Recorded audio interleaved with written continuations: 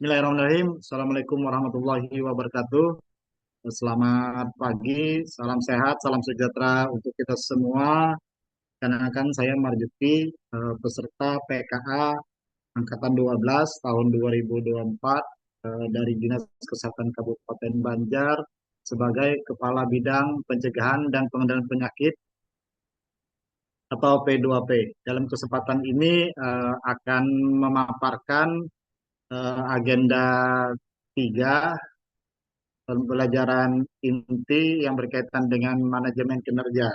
Baik, dalam agenda ini ada 3 materi utama yang akan saya coba paparkan. Yang pertama yang berkaitan dengan akuntabilitas kinerja, yang kedua yang berkaitan dengan manajemen kinerja, yang ketiga yang berkaitan dengan materi standar pelayanan kinerja.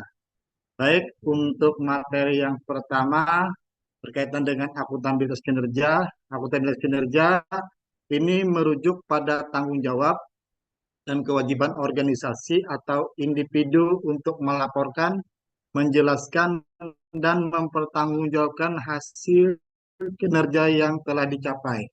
Akuntabilitas ini penting dalam memastikan bahwa sumber daya yang digunakan secara efektif dan efisien untuk mencapai tujuan yang ditetapkan.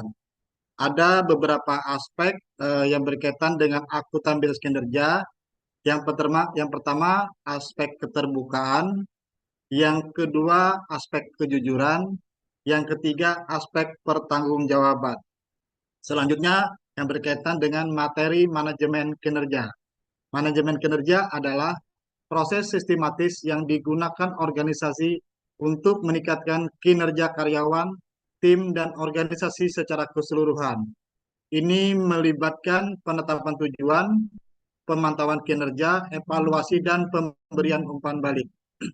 Ada beberapa tahapan yang berkaitan dengan manajemen kinerja. Yang pertama itu tahapan perencanaan, yang kedua tahapan pelaksanaan kinerja, yang ketiga pemantauan dan evaluasi, yang keempat umpan balik, dan yang kelima tahapan pengembangan kinerja.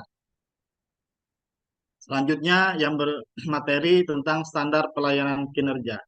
Standar pelayanan kinerja adalah kriteria atau tolak ukur yang digunakan untuk menilai dan mengukur kualitas kinerja. Standar ini ditetapkan untuk memastikan bahwa layanan yang diberikan memenuhi harapan dan kebutuhan pengguna atau pelanggan. Beberapa komponen yang berkaitan dengan standar pelayanan kinerja. Yang pertama itu adanya kualitas, waktu, efisiensi, dan kepuasan pelanggan. Dari uraian materi di atas dikaitkan dengan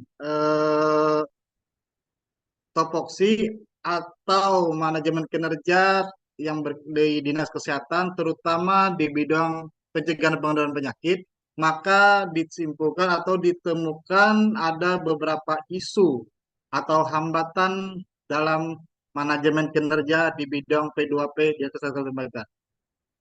Pada tahapan pemantauan dan evaluasi kinerja pada bidang P2P Dinas Kesehatan Kabupaten Banjar, diprioritaskan isu atau hambatan yang akan ditindaklanjuti bersama, yaitu belum optimalnya cakupan imunisasi dasar lengkap di Kabupaten Banjar. Dari hasil analisis ada beberapa faktor penyebab permasalahan tersebut. Yang pertama, belum optimalnya sosialisasi dan pemberian KIE kepada masyarakat. Faktor yang kedua, terbatasnya tenaga vaksinator yang terlatih dalam pelayanan imunisasi. Yang ketiga, belum optimalnya kerjasama lintas sektoral dan dukungan regulasi lokal. Yang keempat, belum optimalnya pencatatan pelaporan. Yang kelima, kurangnya dana dan media informasi. Yang keenam, adanya mitos, kepercayaan, dan misinformasi tentang imunisasi. Dari analisa faktor penyebab di atas, kami mencoba merencanakan suatu strategi atau upaya perbaikan mengatasi masalah tersebut. Strateginya dengan program Desa Sadar Imunisasi atau DESI.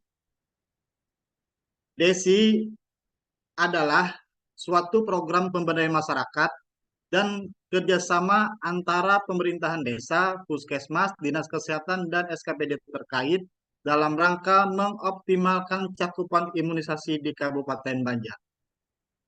Tujuan dari program DESI yang pertama itu meningkatkan cakupan, yang kedua adalah tujuannya adalah pencegahan penyakit, yang ketiga tujuan secara umum yaitu peningkatan kesehatan masyarakat di Kabupaten Banjar. Demikian yang dapat saya sampaikan. Segala masukan dan saran sangat diharapkan untuk kesempurnaan program DESI ini. Terima kasih. Assalamualaikum warahmatullahi wabarakatuh.